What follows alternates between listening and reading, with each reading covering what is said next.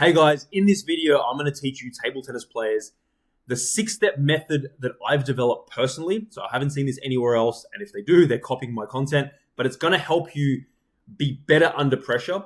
You take any skill through this 6-step process and it is going to be reliable under pressure. Now, if you're listening to this, you're probably someone who feels great in training, but then when it comes to match play, things just seem to fall apart. You don't have awareness of why that is, your results are inconsistent, and you just know with the amount of effort I'm putting in, I should be better by now, right? You're looking at professionals on YouTube, you're looking at even club members around you, and you're like, man, with all this effort I'm putting in, how am I not getting any return on it or really any improvement that I thought I was? Because sometimes you feel great in training, but then in a match, it's really up and down, right?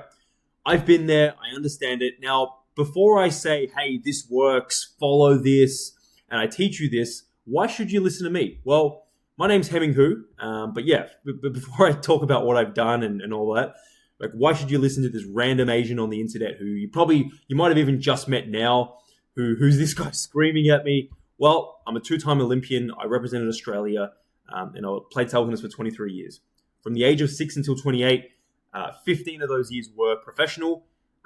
In that time, I played in 2 Olympics, 2 Commonwealth Games. I was the Australian #1 player for over 5 years and the Australian and Oceania national singles champion. You can see in these photos, I've been to at least 1 Olympics, but I can tell you with conviction that it is 2 that I've been to. And I've also been amongst the very best of the game, like the Samsonovs, the Dima Ovcharovs, the Timo Bowls. All it takes is a search of my name on Google or YouTube, and you can see me practicing with these guys, playing against a lot of these guys that you're watching on professional table tennis. Sucked. I was not good at all. I couldn't explain what I did to someone who was trying to get good or reach their new goals for the first time. Now, for me, it's one thing that I lived it and I was able to be at the level that you're trying to get to, you listening.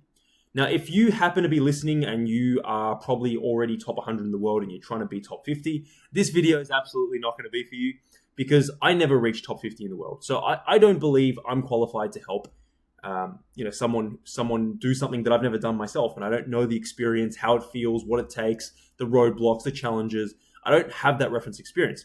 But if you're listening to this, you're not trying to be top 100 in the world. You're just trying to get to the next level that you have. And that's, something that I've reached. This video is absolutely for you. If you're an absolute beginner, meaning you still haven't ever even once spun the ball with your forehand and backhand, this video is not going to be for you as well. But you're probably someone who already can do that and that.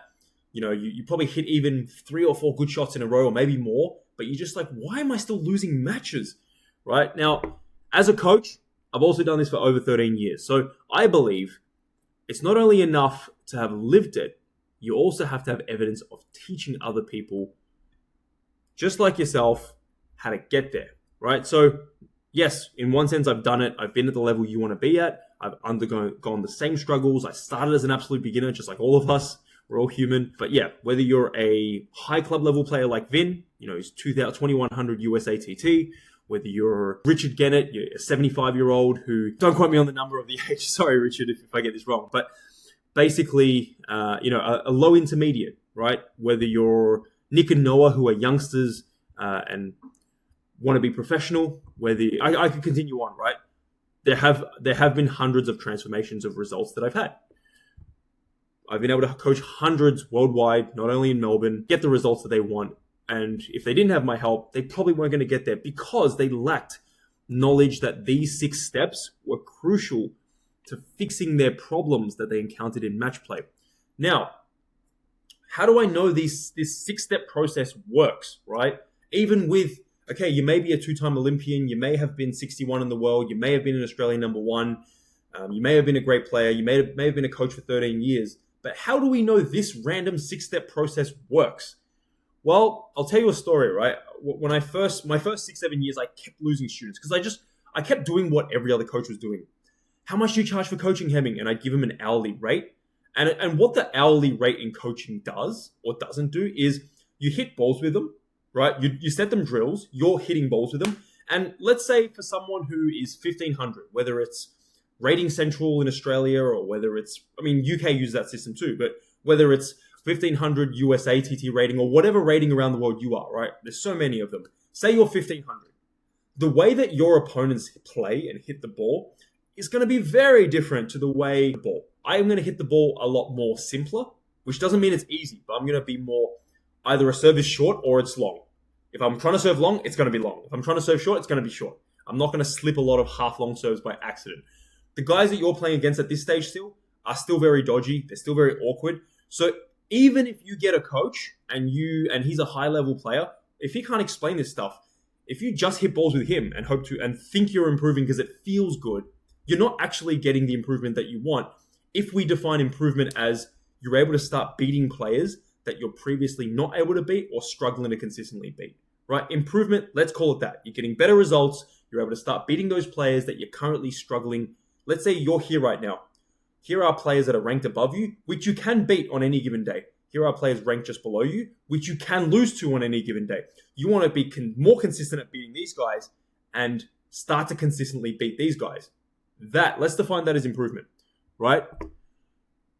I tried to get this result for a client in my 7th year of coaching, and I started to think outside the box. I started to get some good mentors around me, and I'm like, don't just do what everyone in the market does. If someone asks you what's your hourly rate, just don't do hourly rates, because the one-on-one coaching, what it doesn't do is it doesn't take into account where's the person's level or where's the student's level.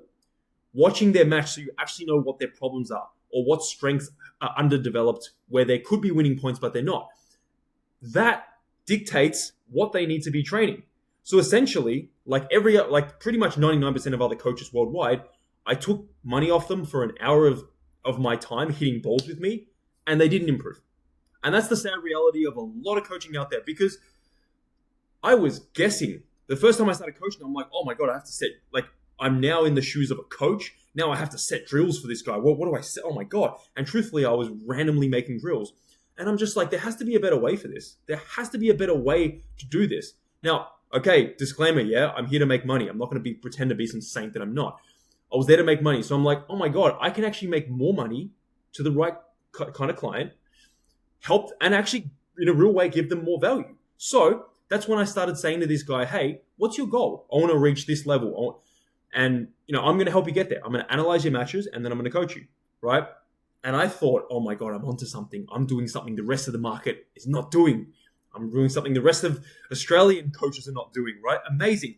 And it certainly had its benefits. So I coached this guy who was, for the purpose of this video, he's 22. He was 22 years old. His parents had a lot of money. From a young age, he was bullied in the table tennis hall. So he didn't have confidence when it came to a table tennis hall, a table tennis match. He just wasn't a very confident person. But he didn't know who to go to. He was stuck. He wasn't feeling any improvement. He wasn't even playing matches, right? He would pay coaches like myself. He would pay people like myself, players like myself, who had a high profile. Guys like David Powell, guys like Ashraf from Malaysia, Leong Chifeng from Malaysia, guys that were like 300-400 in the world. Really good players, professionals. He would pay these guys, hit balls with them, get them to teach him a few things, and he'd think that he's improving because he hits with these guys, it's really clean. But then someone in the club just asked him for a practice game, and man, he was shitting himself. It's like shaking. I'm like, dude, it's just a practice game. And I just realized this guy he's 22 years old, he's been playing for 10 years, he's never played a match in his life ever. No wonder why as soon as there's a little bit of competition, he's going to freak out, right? So I said to him, that's it. You're doing things my way. I'm the coach. I've got the result, and I've got the credibility that you want to have. So to get to this goal, it would help if we played matches because we actually would know where we're at. And first, everyone around would say he's got such good technique, he looks great. And I would say, okay, in my mind, I would just take it at face value. Later, I realized, actually, there's a lot of nuances in the game that he lacks. He first started in a very high grade.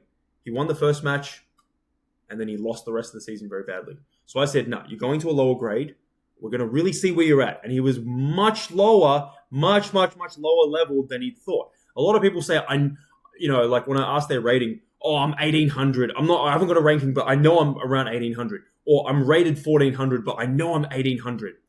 Guys, just for the purpose of this video, yeah, I'm going to be quite direct. I'm going to be quite harsh. I'm going to be quite expressive. This is not me being a dick. This is not me trying to be an asshole. This is me trying to really show my passion and really emphasize the importance of some things, some words, so that you get it, right? Because my mission is that you guys understand this and you actually start to know how to practice better so that you can see better match results. Because practice is a vehicle.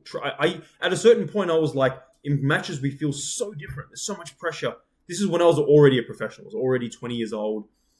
That's going to my first Olympics. I'm like, definitely kind of like how when a lot of rich people make so much money, they question the meaning of life.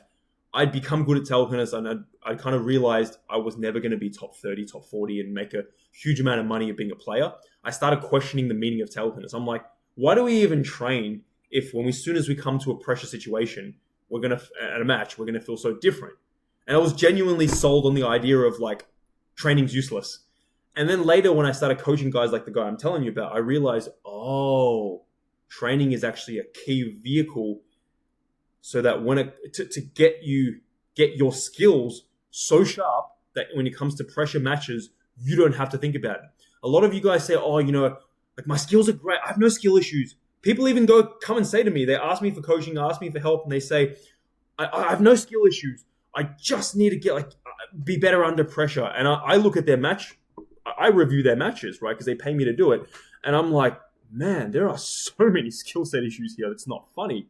Like, it's actually concerning how many skill set issues there are. What's even more concerning is that you're not aware of them, right? So it's when pressure hits and you play points with someone, especially with someone awkward, there are a lot of these skill sets in there that because pressure's there, you're suddenly like, when pressure hits, you're going to use what you have high trust in, and what you don't have enough trust in, you're not going to use, right? So that's context of why this 6-step process exists and why it's important. So to this guy, I started watching his matches and I started saying, we need to train this and that and that. So I had step 1, I had step 2, and I had step 3, right? And then he would go to his weekly, he'd play 2 matches a week, two pennant matches a week, and he'd come and see me 2 times a week. And he'd hit with 2 other guys 2 times a week, right? So he'd play 6 days a week. Now, he was improving, but for the amount of money, because he was paying me a lot of money, real talk. He's paying me a lot of money to the point where I'm like, man, he should be improving quicker than this. This is like, I said to him, you're not improving at the rate I want. I need to do something. And that's when I realized, because I would teach him certain things like how to put away a high ball using this certain technique. He would do it in training, and then when it came to a match, he couldn't do it. So I was like, man, why, like you can do it against me. Yes, I hit the ball a lot cleaner, right? And the coaches that you hit with, if you get coaching every week from a high level player, they're going to hit it a lot cleaner than your opponent when you're at 1,500, right? When you're at 1,500, your problems are beating 1,400, 1,300 players consistently, and 1,600, 1,700, 1,800 even. Learn how to beat these guys more often. These guys are going to present certain challenges and problems that you're facing. You have to tackle these problems head on. You can't hit with a high level coach and just expect, because I'm hitting with Ma Long, therefore my problems are just eradicated. No!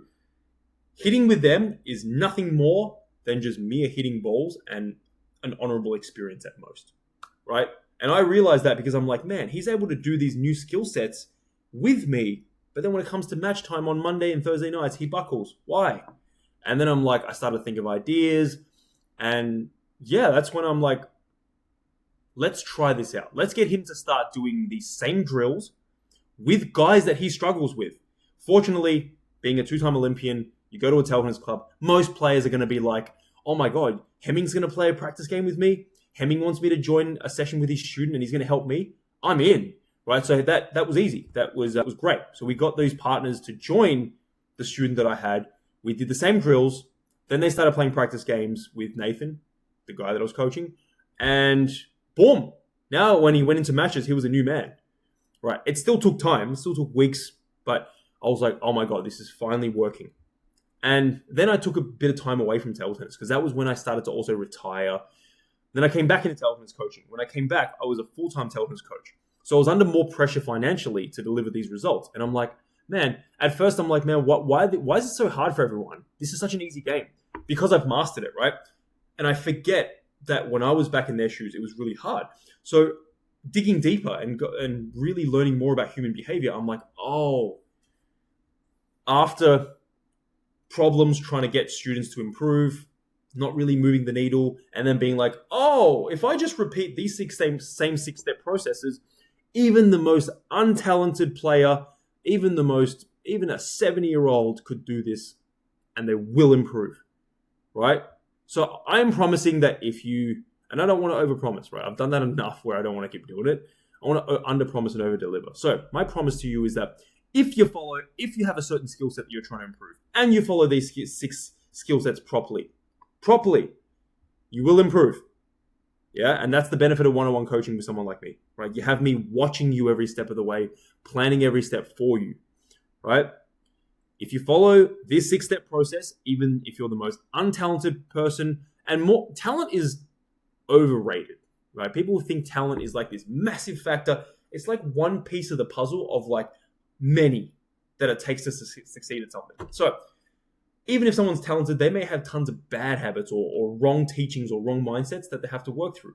Even that person, if they walk through this 6-step process on a certain skill set, they will be able to use it under pressure in a match. Period. No ifs, maybes. I know, right? And I know because I've failed as a coach and I've also succeeded as a coach. I've taken all the lessons and now I'm able to teach you this, right? After having seen hundreds of client successes as their table tennis coach. So without further ado, let's first talk about this. Technique is not enough. You have wrongly thought to be able to do this is amazing. It got you from absolute beginner to maybe even intermediate. And then we think more of getting even better at this is going to get you from intermediate to high intermediate or even advanced. That is completely wrong.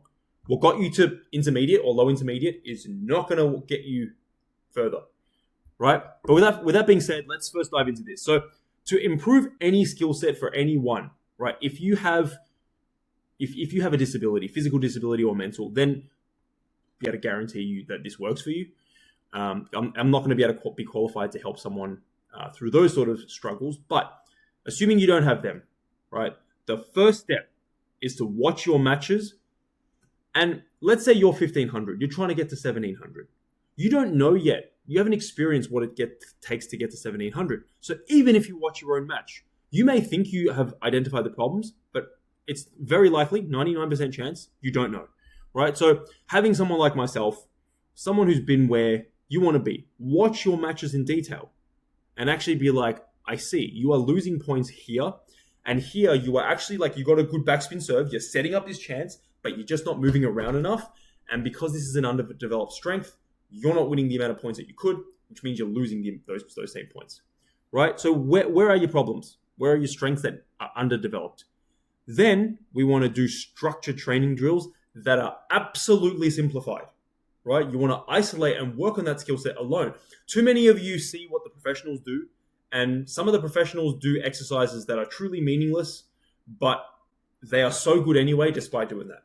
Then there are those drills that pros do that are really meaningful and often done behind closed doors, and you don't see what they are. So you're first learning a new, let's say for the purpose of this video, right? You have problems top spinning against backspin with your backhand. Every time it comes to a match, you just keep pushing. Now you may say, oh, it's pressure. I just can't, like as soon as the pressure hits, I just can't open. It's just the pressure. It's like, no. In a real match, people are pushing with a continuum of amounts of backspin. The amount of backspin will vary all the way from completely empty, it looks like backspin, but it's completely empty, to the untrained eye, it looks like backspin. That's why it's easy to hit it off the end. And then you got super heavy backspin to where most people see it and they freak out and they go, oh, and then they actually tighten up and they don't get this whipping motion. They go like this. And it's like that heavy backspin ball, that was the moment you needed the most actual relaxed, quick whip. And that's when you tightened up and you couldn't get any wrist racket speed. You couldn't get any spin, upwards lift because of that, right? A push also comes with different heights. Okay, they might change a little bit, right?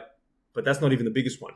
It will come at different lengths, sometimes super deep, sometimes reasonably long, sometimes half long, right? And how long you go down, how much you go down with your legs and racket, all varies depending on those factors, right? So you might be able to backhand topspin when your multi-ball coach or your coach gives you the same ball, same amount of backspin, same depth, same length, and you might be comfortable. But in a match, someone, especially someone your level, is giving you varied pushes, and you don't know how to handle those variations. And your brain is thinking, I want to win the match. That's a normal feeling. You cannot eradicate that feeling. The moment you feel zero pressure is bad. That means you don't care about the result. That means you may as well quit. You are competitive by nature. You're a human being. And the fact that you have pressure and you want to win is a good thing. It's a normal thing. You're never going to remove that. You can, when you're crapping, even if worst case, you're shitting yourself, you're so nervous, you can be so good at skill sets that you're able to use them no matter how nervous you are. Absolutely. That's what professional athletes do, right? The better you get, the more nervous you get. Pressure is essentially expectations. Think about it, right? If you were to play Ma Long, you would feel zero pressure. You're not expected to win. If you were to play a family member or a friend who never played table tennis, you'd just be so confident of beating them that you wouldn't be that anxious. It's when you feel, I should beat this guy, but I know deep down you know on a certain day they can beat you. That's when you feel the most anxious. So, pressure is expectations. Expectations are not a bad thing. Comparisons, contrary to popular belief, I don't believe comparison's a bad thing. Comparison is how we know where we are relative to someone else or a certain standard, right? If there was no people to compare to, you wouldn't truly care how much your television's level got better or not. If you're listening up until this point, you care, and that's a good thing. So, what's the solution? You need to be able to, like with your back to the backhand topspin against backspin, you need to be able to handle every variation to the point where it's a no-brainer to use that. This is the mindset you have when it comes to that. I want to win this point. I've got almost an 100% success rate doing this. Or if I go for this 50-50, those are not convincing odds. Right? I've got a 50% chance of missing. Any right person in their right mind would go for this. But if you got a 95% success rate at this, it'd be a no-brainer to do this. Ma Long, me, obviously Ma Long's a lot better than me, but same thing. We've mastered these skills. I will miss one or two. I will rarely miss one or two in a row, right? I might miss one or two, but I'm still going to keep doing it because I know you just needed to adjust. I know what works and what doesn't work on every situation when it comes to a backspin push to my backhand. And yes, with one backspin push to your backhand, there can be tons of variation, right? I know what works. So I have certainty. I know that skill set works. So of course I'm going to use it. And there's a lot more benefit if I get this on the table than this, right? And they have a very similar consistency rate. That's why I'm able to do it under pressure. It's not that I don't feel these emotions. It's not that I'm a robot. It's not that I have this magic pressure bullet that you don't have. It's just that you don't understand this stuff and you haven't done it, right? So match analysis. That's where you find your problems, right? So how do I know this player can't back? He keeps doing this. I see that in a match. But when I at the start was coaching aspiring professionals, I coached a kid to make the Youth Olympics over a span of 2 years. I taught him a lot of things, right? But he is someone who, skill sets and shot improvements will help. Absolutely. A micro improvement will take someone, and this often does happen. It takes a player from being number 2 in Australia in under 18 or 15 to suddenly number 1. That can happen with literally micro improvements. But because they're already very skilled, these micro improvements take experts to teach them, and they're harder to achieve. The lower your level is, the easier it is to make quicker jumps just because you know less. Right? You have less skill. You have more room for improvement. But you're also less skilled, so you're less self-confident to help yourself. The better you get, the more competent you are at helping yourself. But getting to a level you've never been, I would say most people need help, if not all, because you don't know yet what you don't know. You haven't experienced what you haven't experienced. So my point is, when I did match analysis for players that were already very good, they could go from, I see when I play this guy, I just need to switch this tactic, and they can go to the final stage sometimes and actually beat them. Sometimes even them, it's like you need to get a better return of serve against lefties, and it's like they need to go back to the drawing board and refine, right? But this at the start, I was having success just doing people's match analysis, and then they were getting better match results. Then I started taking on players that were more like you guys watching this, intermediate, and I'm like, frustrated. I'm like, I've watched this guy's matches. Why is he still not improving? What the hell, man? And I'm like, he may now be aware where he's stuffing up and losing matches to these guys, but he still can't do it. So what's the solution? Back to this example. You first just need to work on that individual skill set. So if it's my backhand topspin against backspin, you just need someone to teach you how to do it correctly against a straight backspin ball, right? Just a backspin ball, and often the best way is multi-ball. Multi-ball is great if you know what you're doing, if you know how to use it. Every drill you do Doesn't matter whether it's multi-ball, single ball, robot. Every drill you do is a vehicle, is a journey, a pathway to achieve a skill set. And once you have a skill set, you can bring that into a match and potentially be better if it's the right skill set, right? Because there are, let's say, for example, there's 50 skill sets in table tennis. They're not all equal. There are going to be, based on the level you're at, every level there are the same patterns and same challenges people tend to have. There are 1, 2, 3, or maybe maximum 4 things where if you got masterful at them, it would eradicate 98% of your problems. Like if you got a better serve, a better receive, you're always able to get the first open with backhand and forehand on the table with heavy spin. It wouldn't matter who's better in the rallies because you would start every point in the front foot. Every time someone serves half long, you would be able to run around and get the first spin. Every time you serve, you'd be able to serve backspin, open, serve topspin, crunch the next ball. It wouldn't matter who's better in the rally, right? So not every skill is equal. So you need to know which ones are most relevant for you now if you want to improve. Then you need to build that skill set, right? So again, if I'm coaching someone and I see that they have a problem with their backhand topspin against backspin, I'm just going to feed them that. In that same drill, right? People complicate it. People feel like you have to do, you serve short, I push short, you push short back, I push short back, then you push to my backhand. It's like you're complicating it because it makes you feel like a professional, but you're missing the point. Even professionals do this. You just don't see it behind closed doors. So fix that first. Once they can do that, I'm like, okay, I'll start teaching them how to deal with very heavy. Then once they can get that, I'll start teaching them how to deal with empty, right? Then they have to go like this. They can't go like this, right? Then I'm going to start to add some uncertainty because at this point, they already know how to backhand topspin against medium backspin, very heavy, empty, and they can do all ends. They can do the extremes of the continuum. So they're likely to be able to do all of them. And in that multi-ball, I will give them more variations. They need to prove to me through enough evidence, it wasn't lucky, that they've got the skill set. Then we're going to add some uncertainty in step 3, which means they need to now be able to do this when they don't know when the ball's coming. So first, I might start by going random. I'm going to mix up between very heavy, medium heavy, and empty. And the motor skill they're trying to train is being able to first pick out with their eyes and subconscious brain, see the contact and be like, was that heavy backspin? Was that medium backspin? Or was that kind of like dead where I have to go over? They have to identify that, right? They have to see the contact, right? So half the battle is actually pattern recognition. Then they're able to do it correctly. Okay, boom. Once I pass them on that, then I might say, hey, start with the backspin serve. Then I'll push the next ball to your backhand. Because now they have to worry about serving it with backspin, serving it short, getting around after the serve, and then opening. There's more things to worry about. But at this point, they're already much more competent at doing this. So they don't have to think about this, right? Next one, I might say, hey, I'm going to feed you multi-ball again. I'm going to give you, half long to your forehand or long to the backhand. Or I might go, half long to the backhand or long to the backhand. Point is, they have to be able to do this when there's variation. Yeah? And let's go back to step 2, right? Even when I was just giving them the normal ball, I can't feed multi-ball to the exact same spot of the table at the exact same height. Height's not going to vary that much, but the exact same height, the exact same speed, the exact same length. No one's that good. And neither should I, because in a match, there's going to be natural variation too. So even with a simple drill like someone feeds you backspin to your backhand, a simple drill like that, there is natural variation. So don't feel like you have to complicate the hell out of exercises. There's already going to be variation within them. Get the skill first, then add uncertainty. Then you start to go like, hey, I'm going to serve to you backhand long, and you learn to open as a return to serve. And I guarantee you guys listening to this, there are tons of long and half long serves out there that you can be top spinning, but because you haven't developed the skill and the trust to do so, you're leaving a lot of gains on the table. You're leaving a lot of free points and free match wins on the table.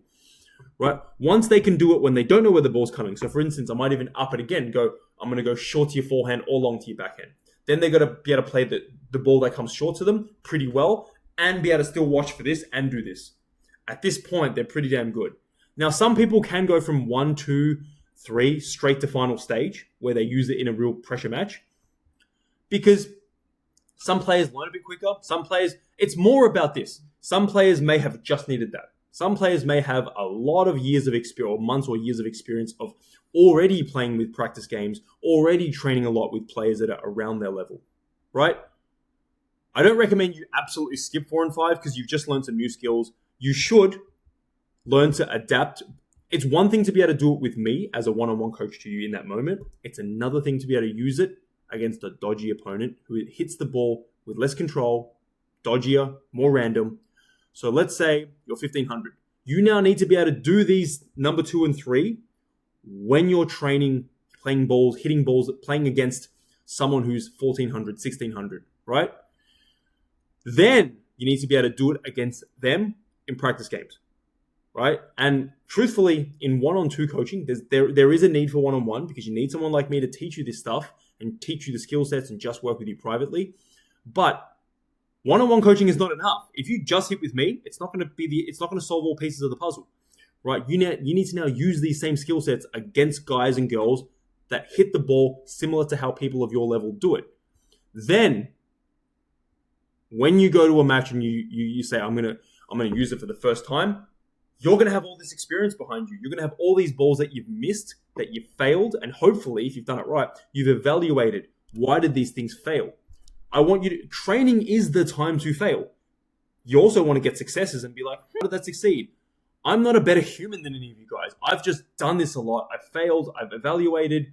I've succeeded. I've evaluated. So as soon as I see a ball being hit, I identify what it is. And through past experience, my subconscious automatically knows, I've seen this before. I've seen this ball before. Don't do that. That pretty much doesn't work against it. Do that though. That works against that ball. Right? That's how you get good at anything in table tennis. And this actually works for tennis. This actually works for many other things as well. Right? This is the real, especially in sports. Right now, I'm a pretty serious tennis player. I'm obviously never going to be an Olympian, but this works in tennis too. Every time in a match, I'm like, I'm too chicken. I'm too scared to use this thing. Straight away, I know your skill in that is underdeveloped. Right? You haven't gone through this process with it.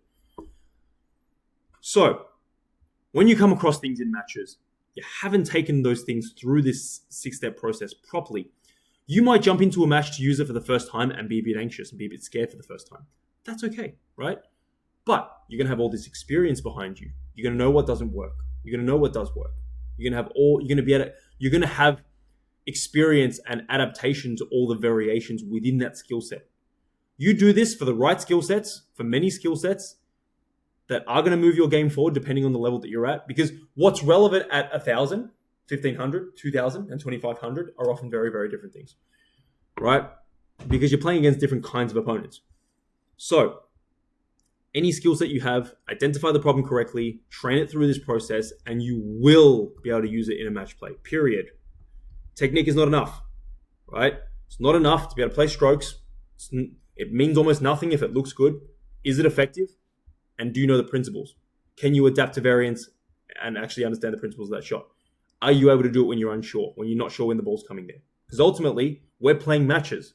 The thing is, a lot of people say, they get so frustrated just because they keep losing and losing and losing, and they can't perform under pressure because they haven't got this stuff.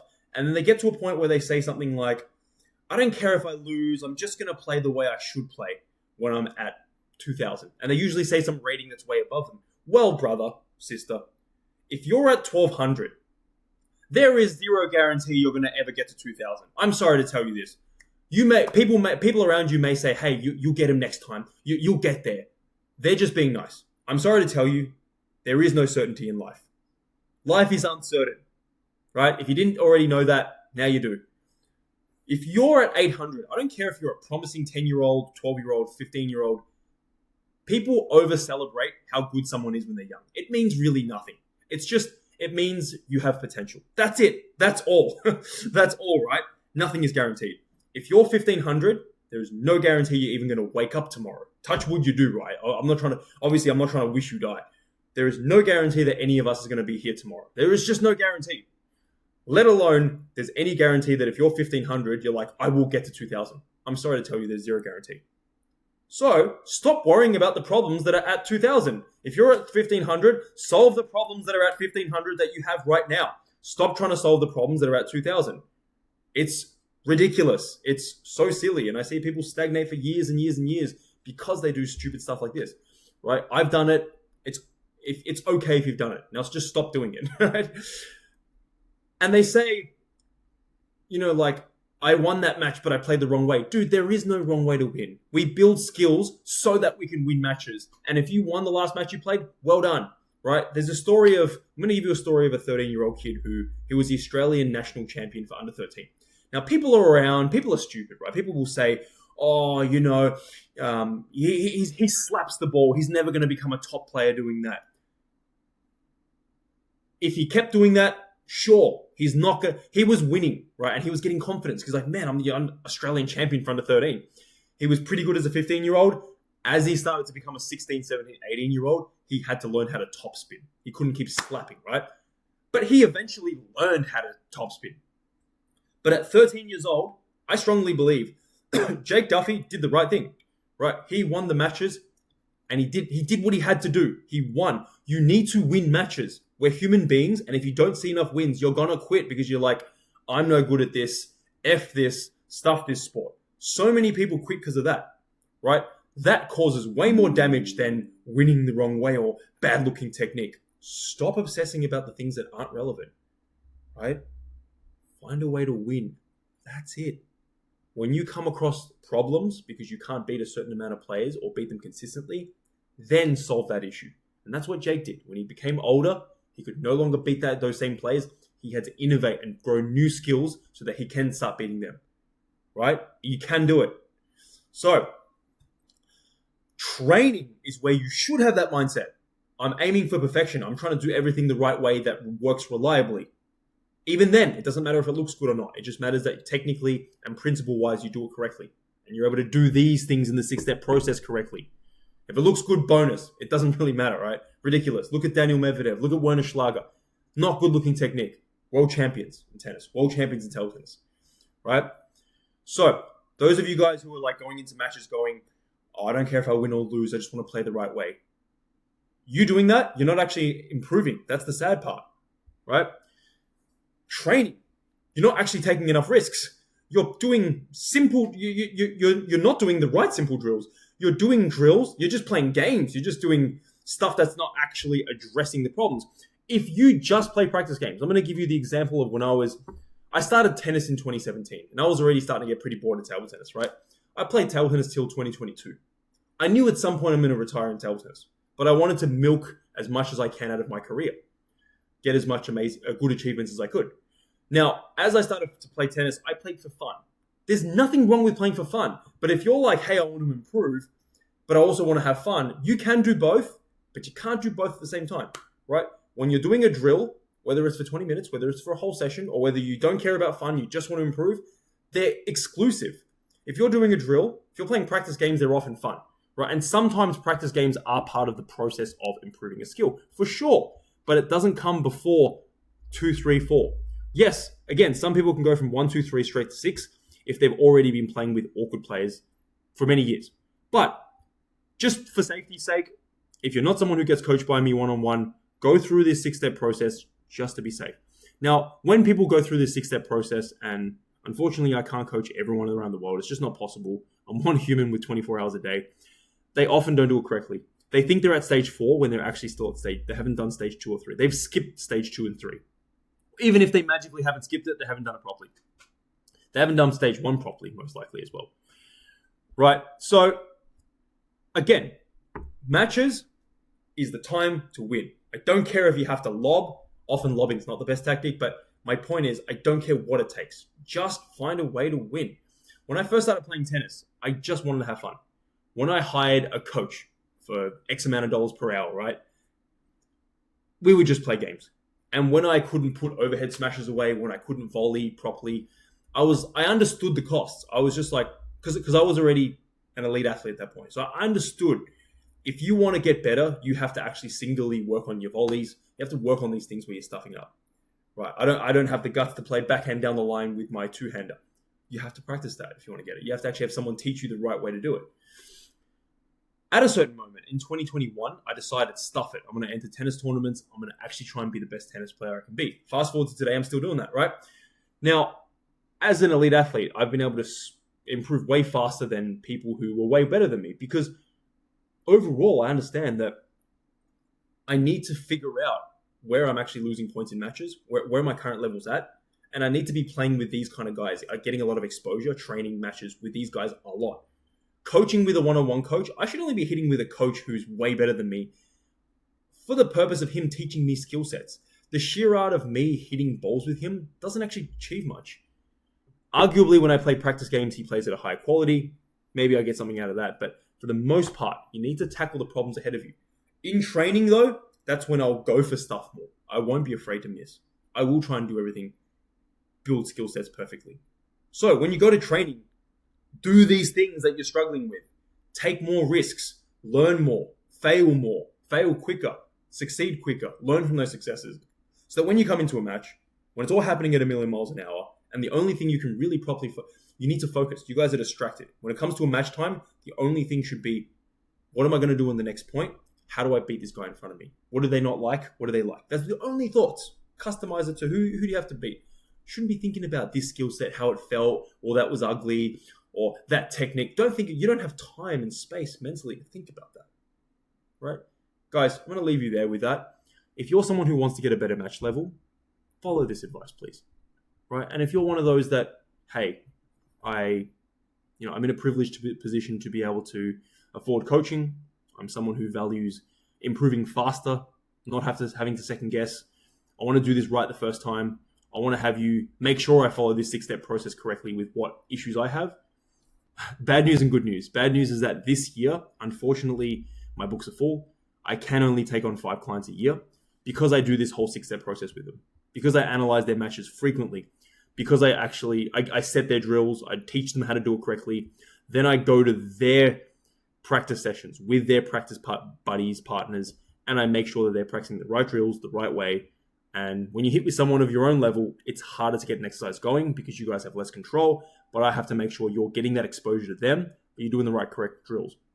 Then I have to make sure they're approaching this correctly. They're only moving from step 1 to 2 at the right time, step 2 and 3 at the right time, to step 4 at the right time, and they only start utilizing practice games when they've got the first 4 steps done, right? And I do this for the skills that matter most to them, and I identify these through match analysis. So if you want that, join the waiting list. I do have a wait list for it at the moment. The link is in the description, and when if a spot opens, someone in my team or I will reach out to you personally once you fill in your contact information, and then we can jump on a call, talk about if it's a good fit for you, if it's a good fit for me. And if yes, great. If not, no problem, right? But guys, I hope you got value out of that. Please start practicing with more intention. Please start practicing this way. Like, this just works. Right? I know there's a lot of fluff out there. I know a lot of people will teach you stuff and it just doesn't hit. Unfortunately, the reality is I know because I was one of these coaches. And I had to move to China for many, many years. And fortunately, I speak Chinese and they liked me because I worked hard and I speak the language and I was in a professional team.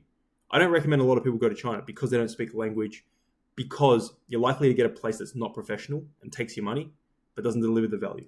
I was fortunate to have connections and I was in a province team. So I was able to learn from the best in the world how training is correctly done. Training should always be related to a match, even though they're different, right? They should be very connected. You don't practice a banana flick and then the next ball you follow up with a short push. That just doesn't happen. If you banana flick, it's going to be an open rally. For club level players, for non-professionals, I mostly don't recommend banana flicking because all the serves you get are often half long and long, but that's a topic for another day. Guys, just what I'm trying to say is this works, and it's taken me 23 years as a player, 13 years as a coach to develop it. So my gift to you is this. The best gift you can give to me is a positive review if you liked it and actual improvement by following this. I love you all, my gentlemen, my countrymen, even if you're from another country, likely you're from another country, but I love you, my earthlings. And feel free to comment below what you want to see more of next. Any struggles you have, anything I can help you with, you just name it below.